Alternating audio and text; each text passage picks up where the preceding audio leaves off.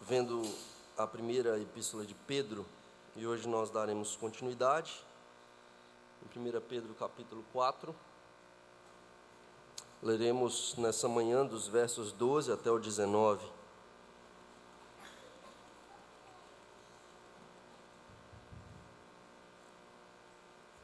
O tema da mensagem dessa manhã é como enfrentar o sofrimento nos nossos dias.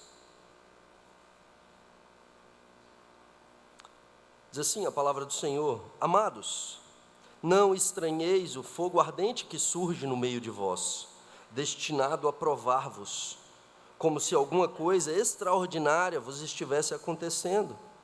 Pelo contrário, alegrai-vos na medida em que sois coparticipantes dos sofrimentos de Cristo, para que também na revelação de sua glória vos alegreis exultando.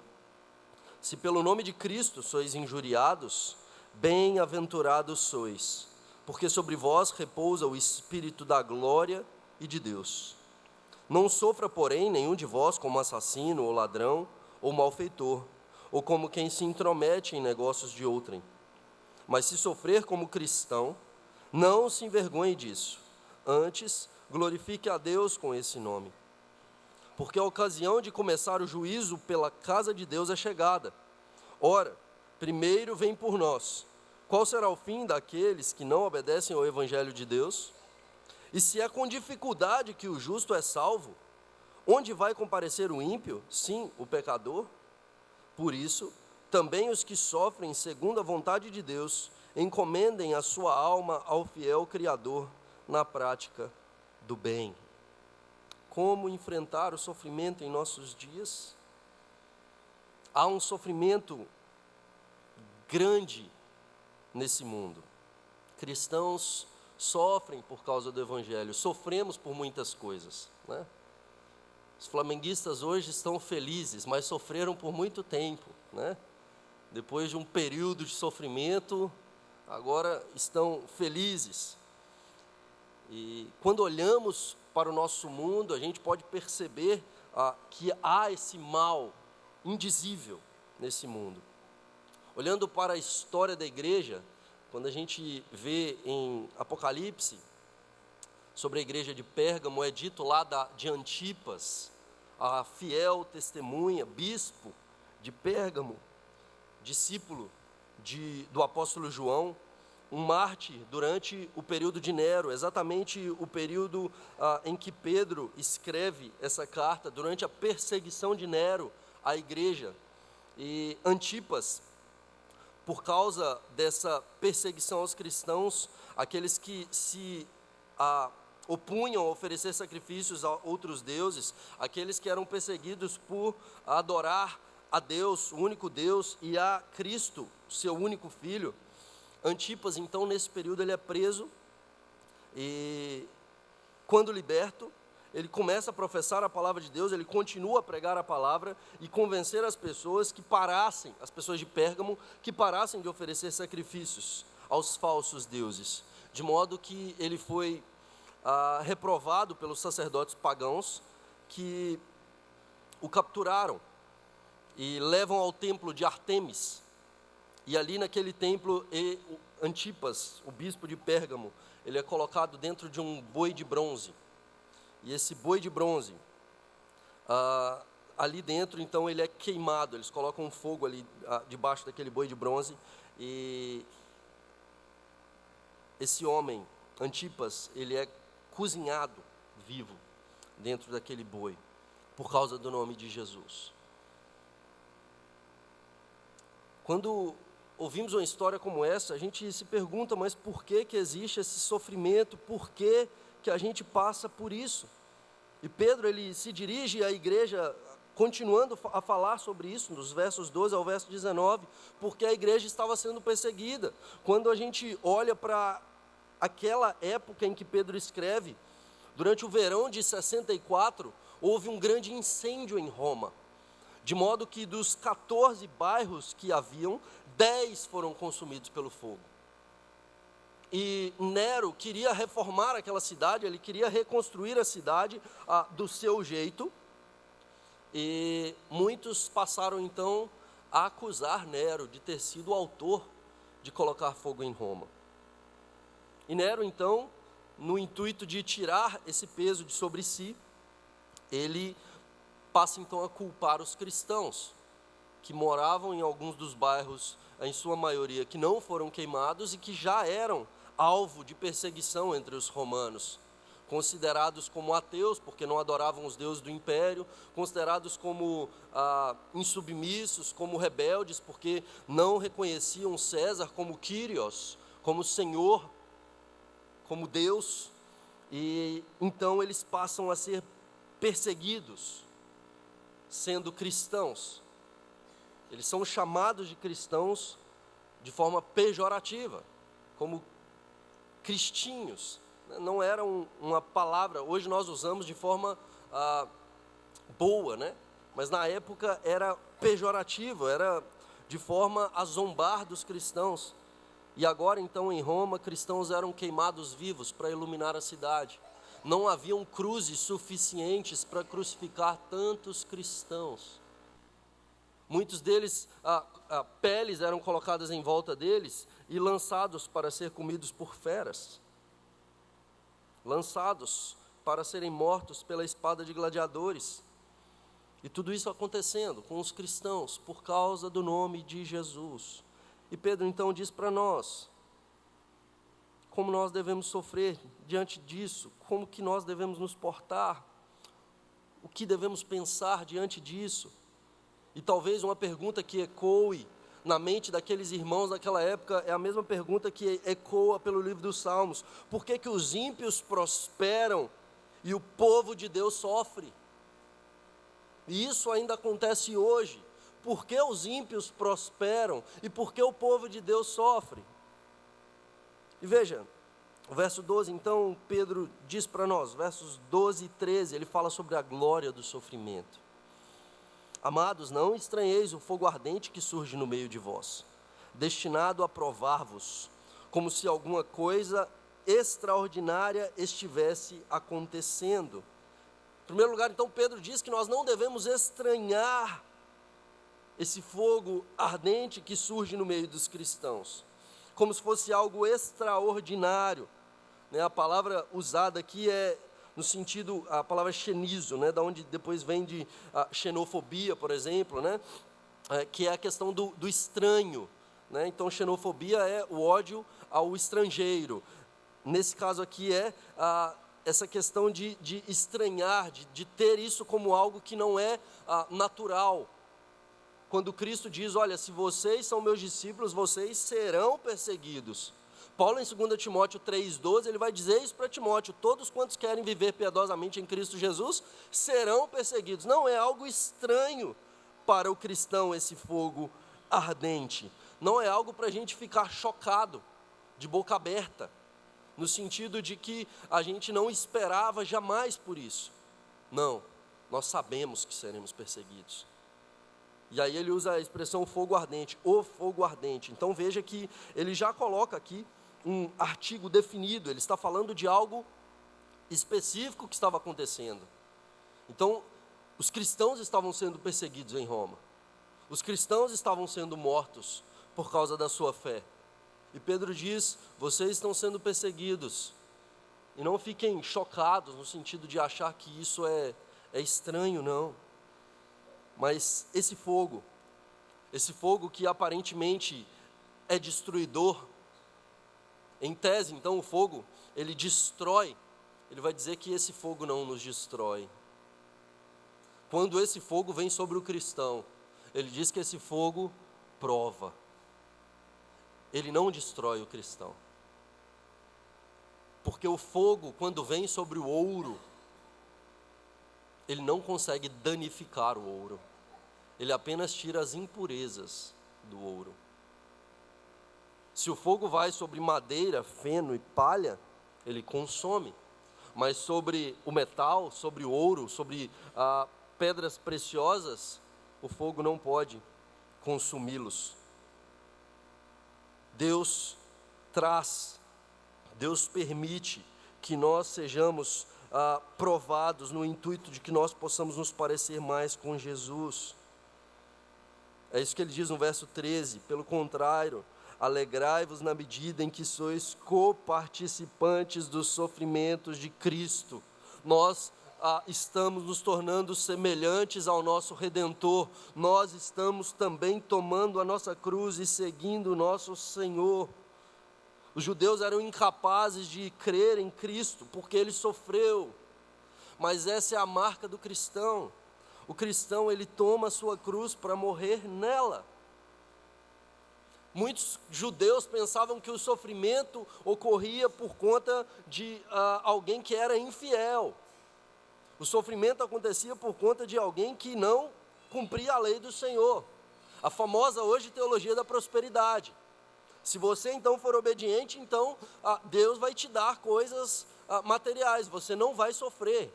Não é isso que o Novo Testamento nos ensina, ou mesmo o Antigo Testamento. Quando nós olhamos para a vida de Jó, o sofrimento de Jó, alguém que sofre, alguém que passa pela dificuldade, pela provação, e não por conta de algum pecado específico, mas o seu sofrimento levando a glória de Deus e fazendo-o crescer em santidade, fazendo-o aproximar de Deus em intimidade. E a pergunta que as pessoas fazem quando veem o sofrimento, o mal no mundo é essa: se Deus é bom e poderoso, então por que as pessoas boas sofrem? Por que há tanto sofrimento no mundo? Se Deus é bom, por que Ele não destrói o mal? Se Ele tem todo o poder? Essa pergunta muitas vezes é feita nas faculdades, é a questão da teodiceia. Esse Deus bom não deveria permitir que tanto mal acontecesse. Mas a pergunta que nós deveríamos nos fazer diante disso não é por que existe o mal, mas a questão é por que Deus não nos destruiu ainda, sendo que nós somos maus. Se Deus é bom e poderoso e sabe tudo aquilo que se passa na nossa mente, tudo aquilo que nós fazemos no oculto, quando ninguém está vendo, se Deus conhece toda a nossa história, por que Ele ainda não nos destruiu? A questão não é que Deus não vai destruir o mal, Deus vai destruir o mal, mas Ele decidiu amar o mundo de tal maneira e dar o seu Filho, enviar o seu Filho para salvar. E por um período de tempo, esse mal que existe e que vem sobre nós, aparentemente está impune, mas não é verdade. Pedro vai dizer isso para nós. E Pedro vai dizer que esse sofrimento, ele terá um fim. Mas esse sofrimento deve trazer duas coisas para nós: a noção de que nós estamos sendo provados, nós estamos crescendo em fé, crescendo em intimidade e crescendo na imitação do nosso Redentor.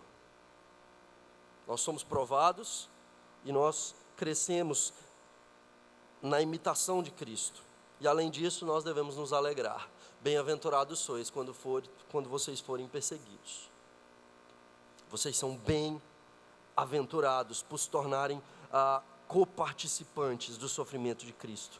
Coparticipantes aqui é a palavra koinoneite, da onde vem a palavra koinonia, né? Comunhão, por termos comunhão com o nosso Redentor, porque Cristo sofreu por nós, e quando nós sofremos, Cristo está conosco. Ele diz: onde 2 ou 3 estiverem reunidos em meu nome, Mateus 18:20, ali eu vou estar, eis que estou convosco todos os dias. Isso é uma realidade. Quando a gente olha no Antigo Testamento, no sofrimento dos amigos de Daniel, Misael, Azarias e Ananias, quando eles são lançados na fornalha de fogo, aqueles 3 homens, em face da perseguição, por serem tementes a Deus, fiéis a Deus, quando Nabucodonosor olha para dentro daquela fornalha, ele não vê apenas 3 homens, ele vê um quarto junto com eles, semelhante a um filho dos deuses.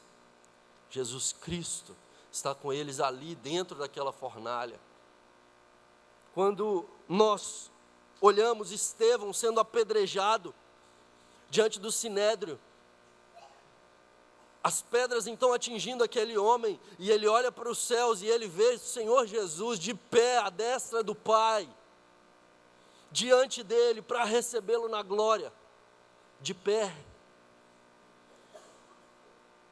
Quando Paulo, em 2 Timóteo, depois de ter sido condenado, agora ele está em face da morte, ele diz: todos me abandonaram, todos foram embora, mas ele diz: mas o Senhor não me abandonou, o Senhor esteve presente me fortalecendo.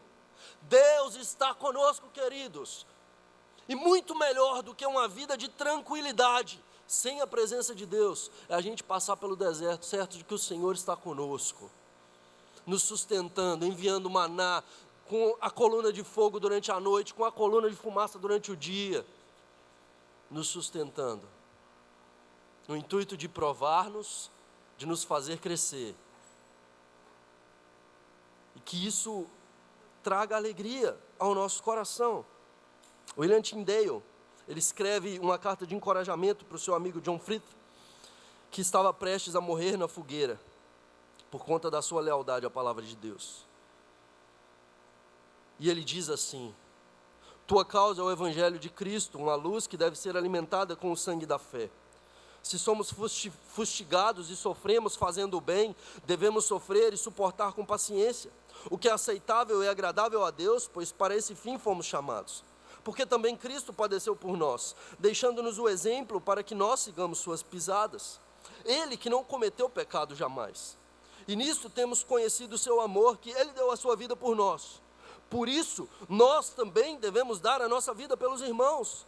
Não deixe seu corpo esmorecer. Se a dor estiver acima de suas forças, lembre-se, tudo quanto pedirdes em seu nome, ele concederá. Ore ao Pai, então, no nome precioso de Cristo, e ele vai te dar forças para sofrer, aliviar a dor ou encurtá-la nesse mundo. Amém. William Tyndale escreve isso para John Frith. E poucos anos depois, ele também é martirizado, sendo queimado vivo, por traduzir as Escrituras para o inglês. Nós sofremos. Qual sentimento temos quando sofremos? A palavra de Deus em 2 Coríntios 4,17 diz que a nossa leve e momentânea tribulação produz para nós um eterno peso de glória. Romanos 8,18, Paulo diz que o sofrimento do presente não pode ser comparado com a glória que há de ser revelada em nós. Sofremos, mas sabemos que esse sofrimento terá um fim. Segundo lugar, versos 14 a 16, Pedro diz para nós que a razão do sofrimento deve ser por causa do nome de Jesus, e não por qualquer outra coisa. Veja o que ele diz: se pelo nome de Cristo sois injuriados, bem-aventurados sois, porque sobre vós repousa o Espírito da glória de Deus. Não sofra, porém, nenhum de vós como assassino, ou ladrão, ou malfeitor, ou como quem se intromete em negócios de outrem. Mas se sofrer como cristão, não se envergonhe disso, antes glorifique a Deus com esse nome. Muitas vezes, quando nós sofremos, nós não dizemos que sofremos por conta de que a gente é cabeça dura. Muitas vezes a gente não diz que a gente sofre porque a gente não dá ouvidos à palavra de Deus. Normalmente nós dizemos que sofremos porque estamos sendo perseguidos. Normalmente nós dizemos que sofremos porque Satanás está contra nós.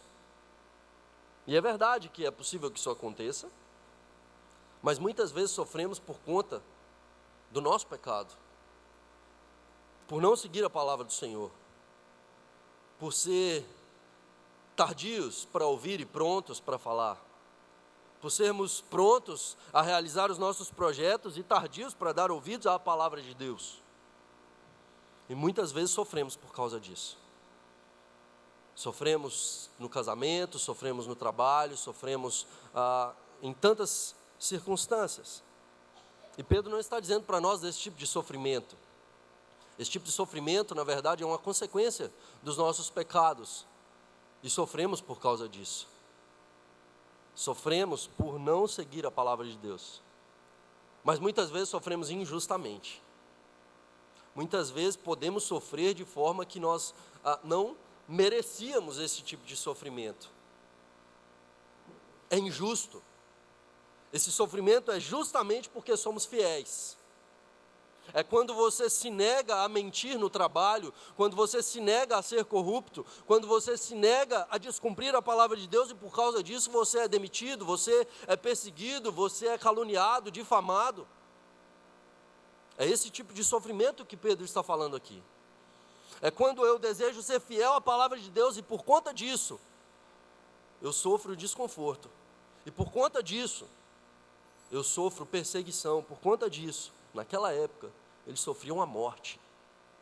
E ele diz, se é por causa do nome de Jesus, vocês são bem-aventurados. Vocês são abençoados. Se vocês sofrem como cristãos, não se envergonhem. E Pedro provavelmente se lembra quando ele se envergonha do nome de Jesus, para não sofrer. Quando por 3 vezes ele nega o nome de Jesus, ele se envergonha do nome de Jesus, com medo de sofrer algum tipo de perseguição. Agora ele diz, se por ser cristão você tiver possibilidade de ser perseguido, não se envergonhe, porque ele não se envergonha dos seus.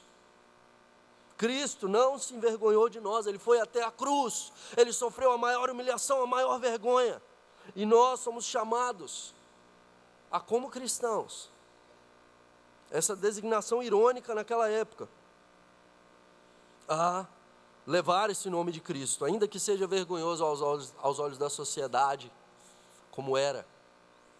Eram considerados malfeitores, eram considerados criminosos os cristãos, por serem cristãos, por causa do nome de Jesus.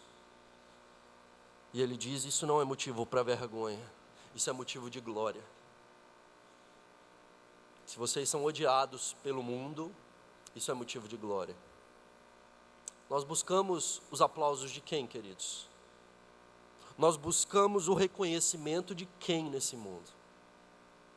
Nós buscamos o status, a fama, o poder de quem? E Pedro diz, esse mundo não tem nada a oferecer a vocês. Busquem glorificar ao Deus Todo-Poderoso, glorifique a Deus com esse nome, tenha seus olhos na eternidade. Por fim, os versos 17 a 19, Pedro diz para nós que o sofrimento vai ter um fim, nós devemos enfrentar os sofrimentos certos, de que o juízo está próximo, a linha de chegada está logo ali, o mal vai ter um fim, e se eu sou mal, logo o dano virá, ainda que por um momento aqui possa haver uma breve prosperidade dos ímpios, mas eles são como a palha, e quando o fogo vier, eles serão destruídos, mas nós somos chamados a olhar para aquele dia com esperança. Ele diz no verso 17, porque a ocasião de começar o juízo pela casa de Deus é chegada. Ora, se primeiro vem por nós, qual será o fim daqueles que não obedecem ao evangelho de Deus? Então veja, ele diz acerca do juízo final, e ele diz que o juízo de Deus começa dentro da igreja. Nós estamos aqui e o juízo de Deus começa por nós. E Pedro usa um conceito do Antigo Testamento que se aplica a nós hoje, que quando Deus purifica e julga o seu povo, ele começava pelo templo, ele começava pelo santuário. E nós seremos julgados primeiro, para que depois possamos julgar o mundo. Paulo vai dizer isso para nós em 1 Coríntios, que nós haveremos de julgar, inclusive, os anjos. E nós seremos julgados primeiro.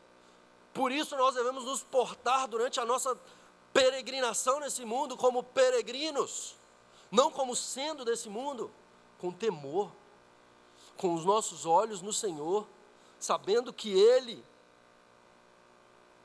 conhece todos os nossos caminhos, mais do que nós mesmos. E olha o que ele diz no verso 18: se é com dificuldade que o justo é salvo, onde vai comparecer o ímpio, sim, o pecador? Nós não gostamos muito desses textos. Ou em 1 Coríntios 3, quando Paulo diz que nossas obras passarão pelo fogo. E as nossas obras edificadas nesse mundo, aquilo que for madeira, feno e palha, vai ser consumido pelo fogo. Aquilo que for ouro, prata e pedras preciosas vai permanecer. Mas aquele que tiver suas obras queimadas será salvo, porém com dano, chamuscado. Se é com dificuldade, e Pedro não está dizendo aqui que é com dificuldade no sentido que a salvação é pelas nossas obras, que depende do que nós fazemos, é com dificuldade no sentido da trajetória. Tem gente que acha que a salvação é tranquila, que porque eu sou salvo, então porque Jesus morreu por mim, porque Ele pagou o preço, porque não depende de minha salvação, então eu posso viver de qualquer maneira. Ele vai dizer para nós que não é assim. Se nós estamos vivendo de qualquer maneira, muito provavelmente nós não fazemos parte desses que foram justificados, porque o caminho é estreito. Jesus disse isso. O caminho é estreito. Largo é aquele que é para a perdição, de prosperidade, de poder, de status, de uma vida de pecado. É com dificuldade, é debaixo de perseguição, é negando a si mesmo, é tomando a sua cruz, é seguindo o nosso Redentor. Se Ele não tinha onde reclinar a cabeça, se Ele, sendo Deus Todo-Poderoso, tendo todo o poder, era alguém que caminhou indo para a cruz, nós devemos imitá-lo. E aí Ele diz: mas a esses que vocês veem a prosperidade, aos próprios perseguidores, se é com dificuldade que o justo, se essa dificuldade para nós é essa, imagine o que vai acontecer com eles lá. Não tenha seus olhos nessa vida, queridos. Nós não sabemos quando vamos nos apresentar diante do tribunal do nosso Deus. Mas não devemos ter os nossos olhos aqui, em uma vida em busca de coisas meramente materiais. Eu não estou dizendo que a gente não tem que viver nada nesse mundo. Nós devemos viver nesse mundo, fazer negócio nesse mundo, buscar uma prosperidade nesse mundo. A questão é não colocar o coração nessas coisas. Essas coisas devem glorificar a Deus. Não há problema ter dinheiro nesse mundo. Nós podemos ter dinheiro nesse mundo.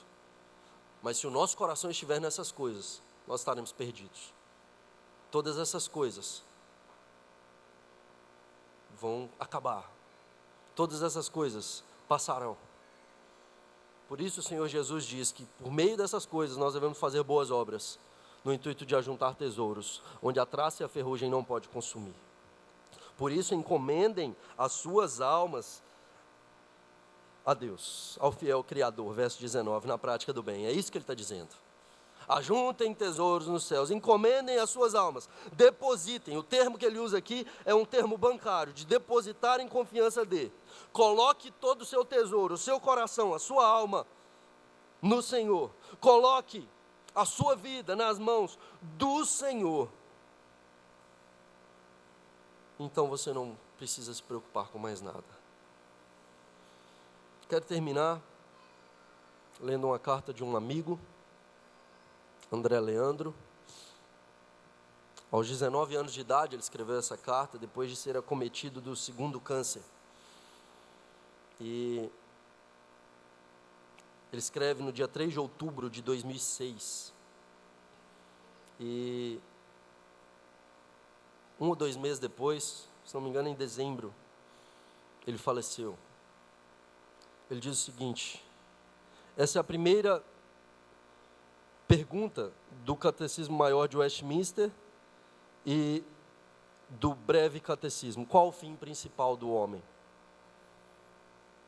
A resposta, segundo o Catecismo, é: o fim principal do homem é glorificar a Deus e gozá-lo para sempre. A pergunta poderia ser formulada da seguinte forma: para que Deus criou o homem? A resposta seria a mesma: para que o homem o glorifique e o goze para sempre. Do ponto de vista humano, a resposta do catecismo seria muito agradável e confortável se tivesse ficado apenas no gozá-lo para sempre. Embora essa questão passe muito despercebida por alguns cristãos, descobri nela o ponto central da minha fé. Simplesmente porque ela coloca a minha existência fundamentada na glória de Deus. O fato de existir para glorificar a Deus põe abaixo todas as minhas tentativas de felicidade terrena e desligada da presença de Deus. Põe abaixo toda a minha felicidade fundamentada no conforto e sucesso pessoal. Deus nos criou para a sua glória. E isso continua sendo verdade, mesmo quando aparentemente possamos perder a esperança de viver. Em alguns momentos, nossa fé precisa ser apurada pelo fogo, para realmente termos convicções sobre a veracidade e firmeza dela. Só tomamos consciência de que fato cremos, no que dizemos que cremos, quando da confiança nessas verdades depende a nossa vida. Ele cita uma frase de C.S. Lewis: é fácil dizer que você acredita que uma corda seja forte e segura, enquanto a está usando apenas para amarrar uma caixa. Mas imagine que deva dependurar-se nessa corda sobre um precipício. Será que não iria primeiro descobrir o quanto, na verdade, confia nela? C.S. Lewis. Aprender a glorificar a Deus em toda e qualquer circunstância é algo muito profundo e muito doloroso quando as circunstâncias em que nos encontramos não são assim, digamos, tão favoráveis assim. Embora doloroso, assim e somente assim poderemos alcançar a plena felicidade. Plena, porque nem mesmo as circunstâncias ou o mundo caindo sobre as nossas cabeças são capazes de tirar o nosso gozo de glorificar a Deus.